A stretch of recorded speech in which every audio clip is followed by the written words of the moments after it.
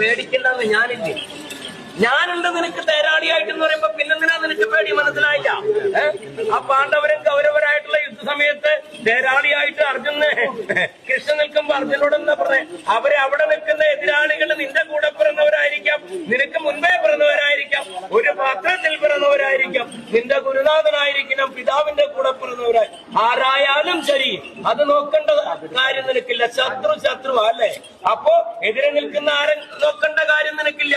തേരാളിയായിട്ട് തേര് ധരിക്കുന്നത് ഞാനാണെങ്കിൽ എന്ന് പറഞ്ഞ പോലെ നിനക്ക് തിരു മുമ്പിൽ ഞാൻ കളിക്കുന്നുണ്ടെങ്കിൽ എന്നെ മറയ്ക്കാൻ 3.25 നാഴിക, അതിന്റെ അപ്പുറത്ത് പറ്റില്ല ആർക്കും മുന്നേ.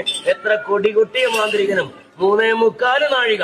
അത് കഴിഞ്ഞ് എന്നൊന്ന് ഞാനൊന്നാക്ക് ആ കെട്ടങ്ങോട്ട് പൊട്ടിച്ചു പോയാലേ അറവുശാലയിലെ എന്റെ മാടുകളൊക്കെ പോകുന്നെങ്കിൽ എന്റെ ഏട്ടന്റെ വാഹനം, എന്റെ അച്ഛന്റെ വാഹനം അറവുശാലയിലെ നിളം കണ്ട് പേടിച്ച് ഭയപ്പെട്ടു പോയാലെങ്ങനെയാ? കാണുന്നതൊക്കെ തല്ലി